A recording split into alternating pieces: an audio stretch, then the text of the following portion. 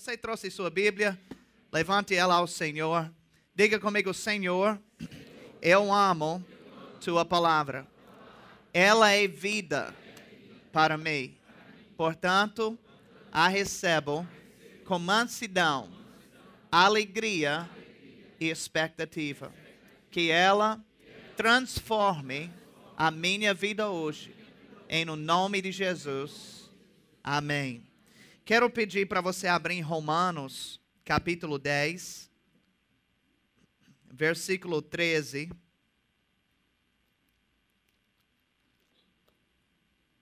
Romanos 10, versículo 13. Eu estive estudando no avião, na vinda para cá, e algo chamou minha atenção, que é sobre os pés do crente. Sabe que a Bíblia tem muitas coisas para falar e ensinar sobre os nossos pés? E eu quero justamente falar sobre isso. Nós vamos abrir em vários versículos da Bíblia. Você tem problema de abrir na Bíblia no domingo? Não, né? Ok. Vamos abrir vários versículos da Bíblia para ver as diversas verdades espirituais que a Bíblia tem a ensinar a respeito dos pés do crente. Então, aqui em Romanos 10, versículo 13, diz assim: porque todo aquele que invocar o nome do Senhor será salvo. Como, porém, invocarão aquele em quem não creram? E como crerão naquele de quem nada ouviram? E como ouvirão se não há quem pregue? E como pregarão se não forem enviados? Como está escrito, quão formosos são os pés dos que anunciam coisas boas. Amém? Alguém aqui tem pés formosos? Aleluia. Depende, viu? Agora, nessa passagem, Paulo, ele descreve o processo de salvação inverso, né? Ele explica que há 4 passos necessários para uma pessoa ser salva. Esse primeiro tem que ter um pregador. E esse pregador, ao pregar, alguém tem que ouvir. E a pessoa que ouve tem que crer no que está ouvindo. E depois de ter fé no seu coração, tem que declarar com a sua boca Jesus Cristo como Senhor. Então, esse é o processo de salvação que ele revela. E quando ele fala especificamente sobre o pregador, aí ele cita Isaías 52, versículo 7, que diz, quão formosos são os pés dos que anunciam coisas boas. Observe que não são todos os pés que são lindos. Somente os pés daqueles que anunciam as boas novas. Há algumas pessoas que têm chulé espiritual. Chulé espiritual são as pessoas que nunca falam para ninguém sobre Jesus. Passa a vida toda e nunca evangeliza. Agora, quando Paulo fala aqui sobre um pregador, eu quero deixar claro que ele não está falando a respeito de um púlpito, né? Alguém ministrando na condição como eu estou ministrando hoje à noite. Mas ele está falando simplesmente sobre evangelismo. Alguém que prega o plano de salvação para as pessoas em qualquer lugar. E a razão pela qual ele usa os pés para descrever o evangelismo é porque são os nossos pés que nos levam até as pessoas para que eles possam ouvir de nós as boas novas. Paulo disse, quando ele estava falando sobre a armadura de Deus, em Efésios 6,15, ele disse, calçai os pés com a preparação do evangelho. Agora, observe essa palavra preparação.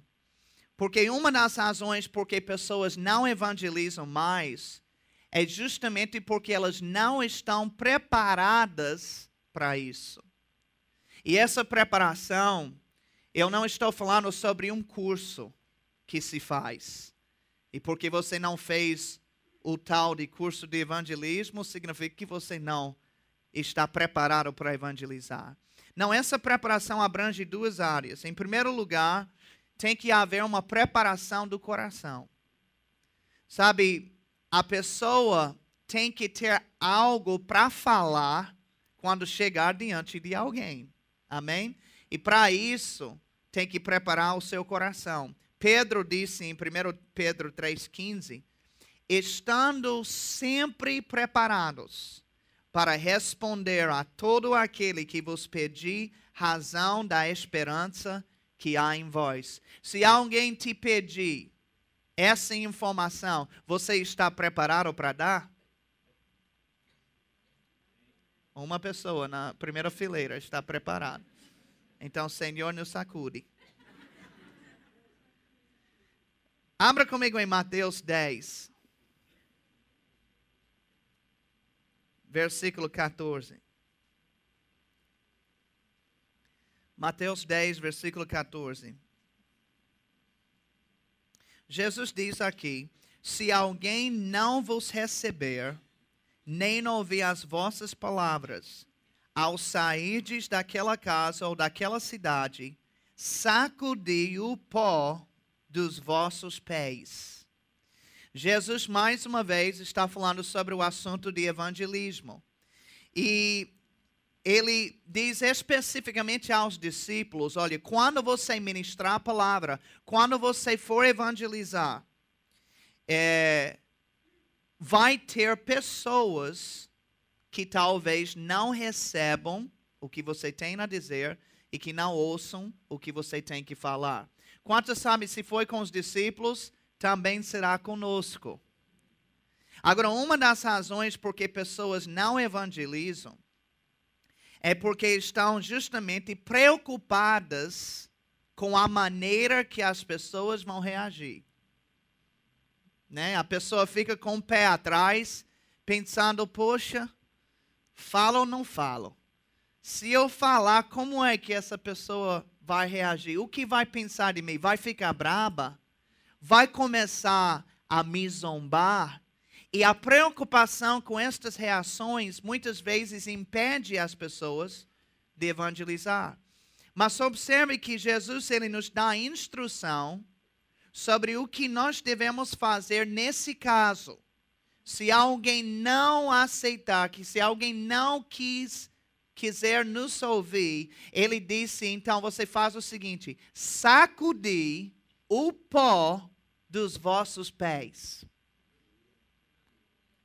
Faça assim. Agora, o que isso significa na realidade? Significa não se esquente. Fique tranquilo. Deixe para lá. É o que Jesus está dizendo. Olha, se quando você falar, eles não quiserem ouvir, fique tranquilo, deixe para lá, tem nada a ver. Amém? Sabe por quê? Porque a nossa responsabilidade não é fazer as pessoas receberem. A nossa responsabilidade é apenas entregar as boas novas. Nós somos office boys de Jesus. Apenas entregamos. Continuando. Os discípulos, eles aprenderam isso com Jesus. Eles estavam ensinando num certo lugar, e a Bíblia diz que as mulheres influentes também tinham outras pessoas de renome, que literalmente expulsaram eles da cidade, porque estavam pregando. E em Atos 13:51 diz assim, e estes, falando sobre os discípulos, sacudindo contra aqueles o pó dos pés, partiram para Icônio. De onde foi que eles aprenderam isso? Com Jesus. Agora eu pergunto a você, o que você acha que eles fizeram em Icônio? Eles pregaram do mesmo jeito que pregaram nessa cidade. É exatamente assim que nós devemos fazer. Se alguém não receber a nossa palavra, então devemos simplesmente passar para a próxima, mas continuar pregando a palavra. Amém? Abra comigo em Salmos 8.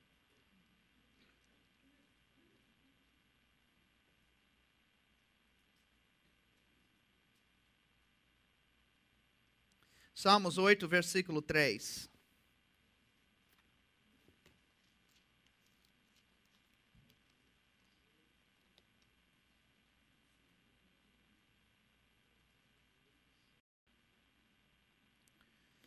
Davi disse aqui: quando contemplo os teus céus, obra dos teus dedos, e a lua e as estrelas que estabeleceste, que é homem que dele te lembres, e o filho do homem que visites?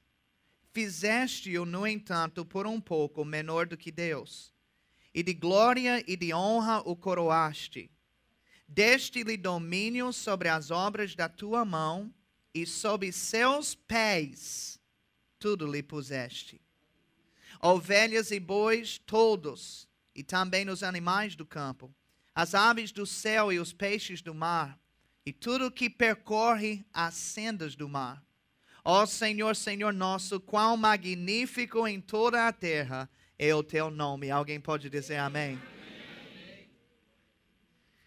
Então observe que o salmista disse que Deus pôs tudo sob os pés do homem. E nessa passagem, o salmista está falando justamente sobre domínio na terra. Essa palavra dominar significa reinar. Sabe que Deus não nos chamou apenas para sobreviver na terra? Ele nos chamou para reinar aqui na terra. Romanos 5:17 diz assim: se pela ofensa de um e por meio de um só reinou a morte, muito mais os que recebem a abundância da graça e o dom da justiça reinarão em vida por meio de um só, a saber, Jesus Cristo. Então todos nós vamos reinar com Jesus no vindouro. Mas Paulo disse que é para reinarmos agora mesmo nesta vida. Diga agora mesmo. Agora, uma das razões por que isso não acontece é simplesmente por conta de ignorância. Porque pessoas, embora crentes, nem todos têm conhecimento da alta posição que Deus tem lhe dado. Amém? A Bíblia diz que Jesus é o rei, com letra maiúscula, dos reis. Quem você acha que são esses pequenos reis, hein? Pelo menos eu sou um. Amém. Um rei deve reinar. Agora nós temos que entender isso. O que Deus deu para nós, o que Ele fez para nós. A outra razão é porque existe um inimigo que se levanta contra nós e que tenta matar, roubar e destruir na nossa vida. E eu quero te mostrar um versículo sobre isso em Romanos 16, versículo 20.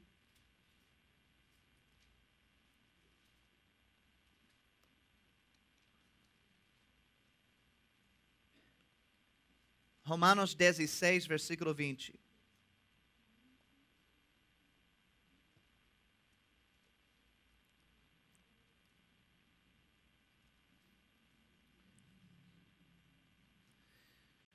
Paulo diz: e o Deus da paz em breve esmagará debaixo dos vossos pés a Satanás. Amém. Agora, Paulo, ao falar esse versículo, ele está fazendo referência ao que Deus disse a Satanás em Gênesis 3, versículo 15, logo depois de Adão pecar. Ele estava dando o veredicto para Satanás. E ele disse: porém inimizade entre ti e a mulher, entre a tua descendência e o seu descendente, este te ferirá a cabeça e tu lhe ferirás o calcanhar. Paulo estava fazendo referência nesse versículo a Gênesis 3,15. E essa, na verdade, foi uma profecia que Deus falou a respeito de Jesus. Jesus é o descendente de mulher que ele estava descrevendo aqui. E quando ele morreu na cruz, o seu calcanhar foi ferido, mas a cabeça de Satanás foi esmagada. Na verdade, o calcanhar de Jesus foi ferido justamente por conta da pisada que ele deu na cabeça de Satanás. E tudo isso que Deus falou em Gênesis 3,15 já se cumpriu. Jesus já morreu, Jesus já ressuscitou. Mas eu quero que você observe que aqui em Romanos, Paulo agora relaciona tudo isso a nós. Ele disse que em breve Deus esmagará Satanás debaixo dos vossos pés. E ele estava falando especificamente sobre os crentes em Roma. Mas o que ele está dizendo é que a autoridade que Jesus assumiu sobre Satanás é para ser apropriada por nós também, porque nós estamos em Cristo. Em Lucas 10:19, Jesus disse: eu vi Satanás cair como um relâmpago. Eis aí vos dei autoridade para pisar de serpentes e escorpiões e sobre todo o poder do inimigo, e nada absolutamente vos causará dano. Jesus estava falando para os discípulos. E ele disse: olha, eu vos dei autoridade para pisar com seus pés sobre escorpiões e serpentes. Agora, ninguém saia daqui procurando cobra. Porque, na verdade, escorpião e serpente, ele usa de forma simbólica para representar demônios. Ele está dizendo que nós espiritualmente pisaremos sobre demônios. E se você tivesse qualquer dúvida sobre outra coisa, ele aproveita para também dizer: e sobre todo o poder do inimigo. Aleluia. Tem pessoas que quando começam a falar sobre demônios, eles dizem: olha, esse demônio aí é fraquinho, agora aquele aquele ali é complicado. Todo o poder do inimigo foi dado a nós a autoridade para pisar. Agora, quando Paulo fala em Romanos 16:20, ele está falando figurativamente. Em versículo 17, por exemplo, ele descreve pessoas que estavam fazendo divisões, escândalos, ensinando falsas doutrinas. E quando Paulo disse que os crentes romanos iriam esmagar Satanás debaixo dos seus pés, ele estava mostrando que era Satanás que estava por trás dessas pessoas, levando elas a fazerem essas coisas malignas. Quantos sabem que quando tem na igreja pessoas gerando contendas, pessoas tentando rachar a igreja, pessoas criando confusão e falando mentiras, quem está por trás de tudo aquilo é Satanás de fato. É ele que está inspirando, é ele que está movendo nas pessoas para manifestarem essas coisas. Mas Paulo também estava explicando que, já que a igreja estava ciente da sua autoridade sobre Satanás, sabendo também como usá-la, que em breve essas coisas todas seriam resolvidas. Amém. Muitos problemas persistem justamente porque pessoas não identificaram que aquilo não é coincidência. Aquilo ali não é algo natural ou normal. Aquilo ali tem uma influência maligna por trás. E quando você entende sua autoridade e toma autoridade sobre aquele espírito, em breve a coisa vai mudar. Amém. Aleluia.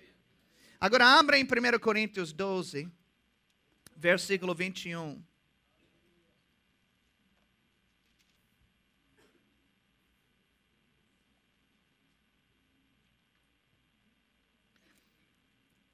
Primeiro Coríntios 12, versículo 21. Não podem os olhos dizer à mão: não precisamos de ti, nem ainda a cabeça aos pés: não preciso de vós.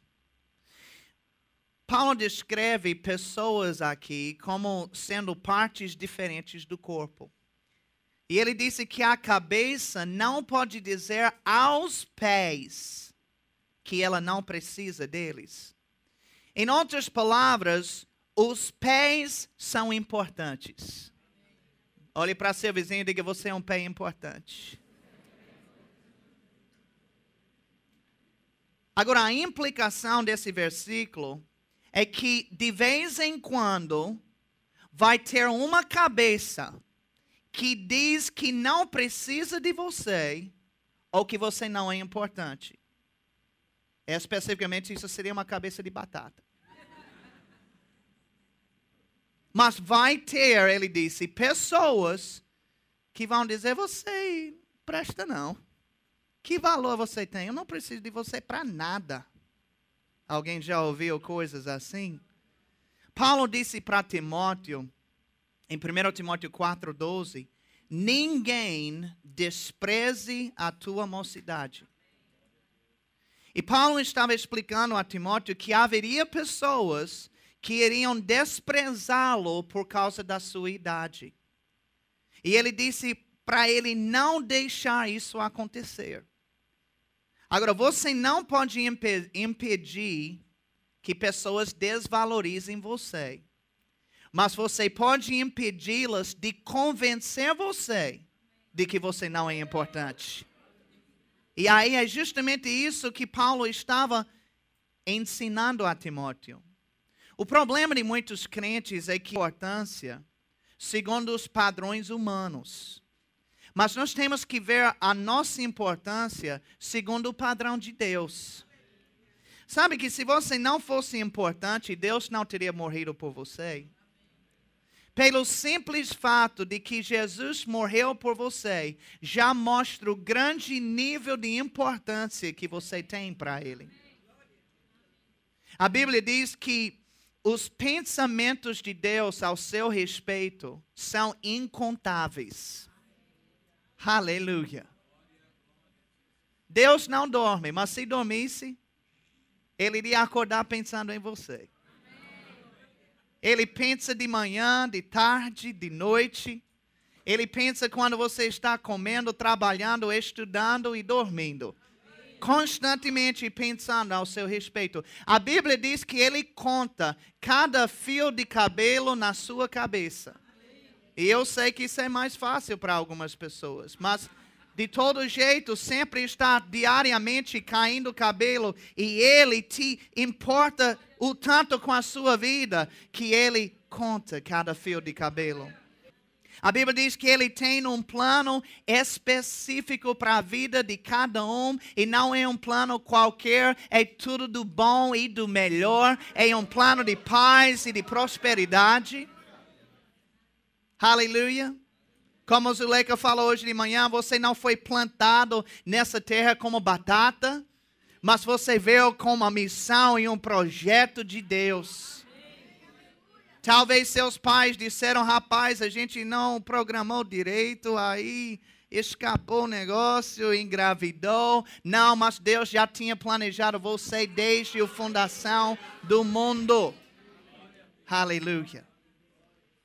Na verdade, é capaz de ser o próprio dedo de Deus que eles se passaram.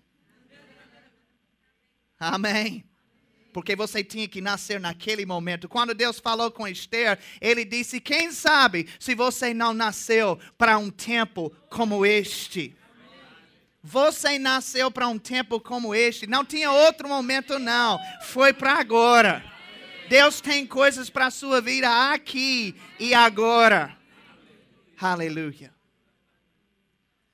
A sua importância para Deus não é baseada no que você faz. É baseado em quem você é. E quando você entende o ponto de vista de Deus ao seu respeito, e do quanto que Ele tem feito por você, não tem como você ter autoestima baixa. Amém? Como é? Deus me ama desse jeito. Você tem que ter cuidado até de não ficar orgulhoso.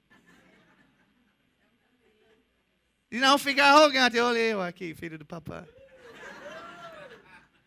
Agora, autoestima baixa, não. Quem vive assim, ou não esqueceu, ou nunca soube o quanto que Deus nos ama. O quanto que Ele se importa com a nossa vida. E sabe, pessoas nesta vida podem não gostar de você. Mas se Deus gosta, se Deus se importa, o que importa o que as outras pessoas pensam? O mais importante é o nosso Deus, amém? Agora abra comigo em Atos 10, versículo 25.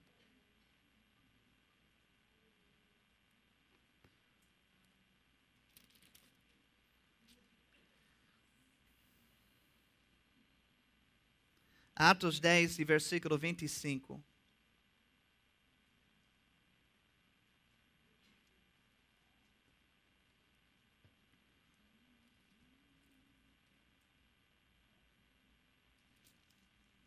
Aconteceu que, indo Pedro a entrar, lhe saiu Cornélio ao encontro e, prostrando-se-lhe aos pés, o adorou. Mas Pedro levantou, dizendo: ergue-te, que eu também sou homem. Agora, essa história você conhece. É quando Cornélio recebeu uma visão a respeito de um homem chamado Pedro. E ele disse para chamar por esse homem que ele viria falar palavras pelas quais ele poderia ser salvo. Então, aqui nós vemos exatamente o contrário do que vimos em 1 Coríntios 12. Onde uma pessoa, de repente, não percebe o quão importante que ela é. Aqui, Cornélio, quando Pedro finalmente chega na sua casa, ele tinha tanta estima, tanta honra pela visão, pelas coisas que Deus mostrou a respeito desse homem de Deus, que ele se prostrou diante dele, e a Bíblia diz, aos seus pés. Sabe, quando você entende quem você é em Cristo, Deus vai começar a usar. E por causa disso, coisas vão acontecer, Deus vai mover, vidas vão ser tocadas e pessoas vão começar a admirar você, a honrar e prestigiar a sua vida. E são nesses momentos que você precisa ter cuidado de não chamar a glória para si, mas sempre retribuí-la a Deus. Amém. Quando Cornélio caiu aos pés de Pedro, ele sabia o que fazer. Sabe, observe que Pedro disse, eu também sou homem. Veja bem, quando é para fazer as obras de Cristo, você precisa lembrar que você é o ungido de Deus. Mas quando é para receber elogios de pessoas por causa da unção, você tem que lembrar que você é somente homem. Amém. Abra comigo em João 13, versículo 6.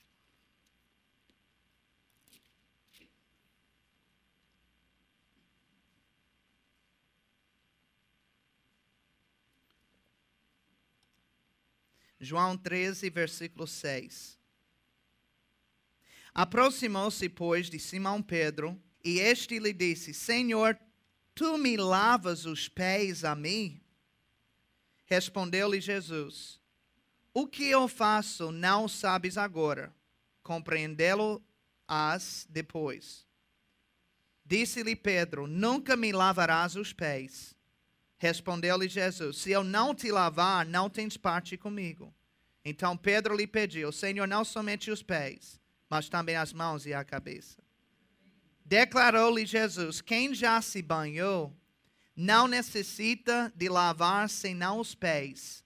Quanto ao mais, está tudo limpo. Amém? Então, aqui Jesus estava lavando os pés de todos os discípulos. E ele estava mostrando através disso a importância da humildade, da servidão. E Pedro, quando chegou a vez dele, ele se sentiu muito constrangido. E ele disse: Senhor, você não vai lavar os meus pés, não. De jeito nenhum. E Jesus disse: olha, se eu não lavar os seus pés, você não tem parte comigo. Então, já sendo assim, lave logo tudo, Senhor. Assim, da cabeça até os pés, todinho. E Jesus respondeu para ele em versículo 10: quem já se banhou não necessita de lavar senão os pés. Agora, naturalmente falando, as pessoas tomavam banho nas suas casas. E quando elas saíam da sua casa para ir para a casa de outra pessoa, elas sujavam seus pés. Porque naquela época não havia ruas asfaltadas, não havia calçadas e tapetes e tudo isso que nós temos hoje. Então, o costume era de lavar os pés da pessoa ao chegar na casa. Mas a pessoa não precisava tomar banho de novo, bastava lavar os pés. Agora, Jesus estava fazendo referência a esse fato, mas havia também um significado espiritual por trás do que ele estava falando. Espiritualmente falando, todo aquele que está em Cristo já tomou banho. 1 Coríntios, capítulo 12 e 13, diz que nós fomos batizados no corpo de Cristo. Apocalipse 1, versículo 5, diz que fomos lavados no sangue de Jesus. Então, nós que estamos em Cristo, já tomamos banho. Diga para seu vizinho: eu tomei banho, viu? Agora, quantos sabem que mesmo sendo crentes, às vezes nós pecamos? E quando isso acontecer, nós estamos sujando os nossos pés. Já tomamos banho, mas os nossos pés estão sujos. Jesus estava ensinando que nestas horas não é necessário banhar-se de novo, ou seja, aceitar Jesus uma segunda vez. Assim, apenas é para confessar os nossos pecados. A confissão dos nossos pecados como crentes é a lavagem dos nossos pés que nós sujamos. Inclusive em 1 João 1,9 diz: se confessarmos os nossos pecados, Ele é fiel e justo para nos perdoar os pecados e nos purificar de toda a injustiça. Aleluia. Quantos já precisavam lavar seus pés de vez em quando? Agora abra em Hebreus 12. E eu vou encerrar aqui para que a gente possa tomar ceia. Mas em Hebreus 12, versículo 12. Quero convidar o grupo de louvor já.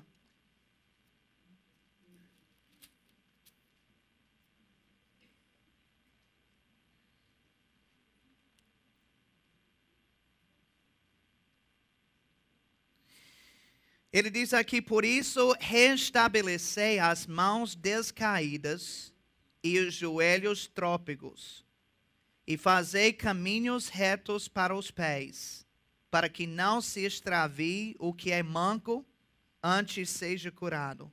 Segui a paz com todos e a santificação, sem a qual ninguém verá o Senhor. Agora, nós não lemos isso, mas de versículo 5 até versículo 11, está falando sobre a disciplina do Senhor. E como Ele corrige a quem ama. E como é um pouco desagradável, mas produz um fruto abençoado no final. Sabe que disciplina só é necessária quando você tem feito alguma coisa errada. Amém? E o versículo 12 está falando justamente sobre a reação de alguém depois de ser disciplinado. As mãos estão descaídas, os joelhos estão trópicos. Quem aqui já foi disciplinado? Logo depois da disciplina, você soltou de alegria? Não, eu te garanto que você estava meio assim, chibunga. É isso que ele está falando em versículo 12.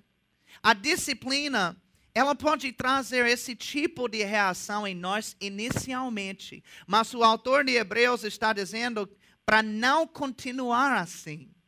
Para não continuar daquele jeito. Se você já errou e foi disciplinado por isso, então ele disse, agora restabeleça as mãos e os joelhos e fazei caminhos retos para o quê? Para os seus pés. Agora, o que significa fazer caminhos retos para os seus pés? Ele explica em versículo 4. Segui a paz com todos e a santificação. Diga santificação. Fazer caminhos retos para os pés significa andar em santificação. Provérbios 4:27 diz, retira o teu pé do mal. Sabe, se pecarmos, nós temos um Deus amoroso que nos perdoa. Amém? Mas sabe que o nosso alvo maior deve ser retirar o nosso pé do mal. Por exemplo, Jesus ele encontrou com uma mulher adúltera. E essa mulher, depois de ser exposta diante de muitas pessoas, muitos homens, ninguém acabou acusando ela. E saíram um por um. E finalmente sobrou só ela e Jesus. Jesus perguntou, onde estão os seus acusadores? E ela disse, todo mundo foi, não tem ninguém. E ele disse, nem eu te condeno. Agora vá e não peques mais. Então nós vemos duas coisas importantes no que Jesus fez e falou. Graças a Deus pelo seu grande amor, ele perdoou aquela mulher. A sua misericórdia manifestou na vida dela.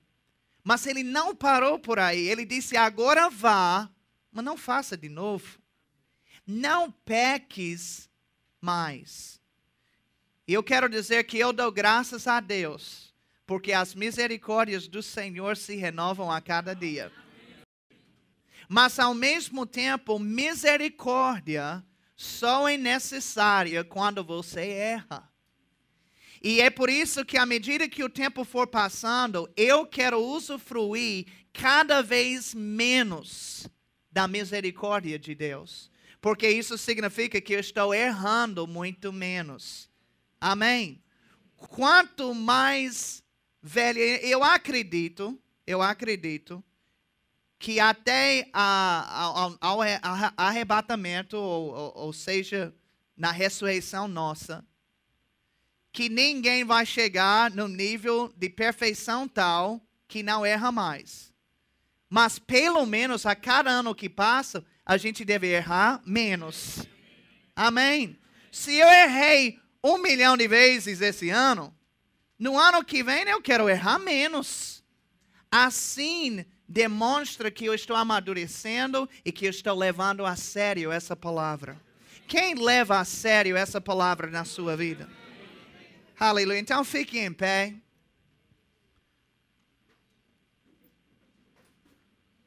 Você provavelmente não sabia que a Bíblia tinha tanta coisa para falar sobre os seus pés. Mas seus pés são abençoados. Amém? Aleluia. Vamos louvar o Senhor.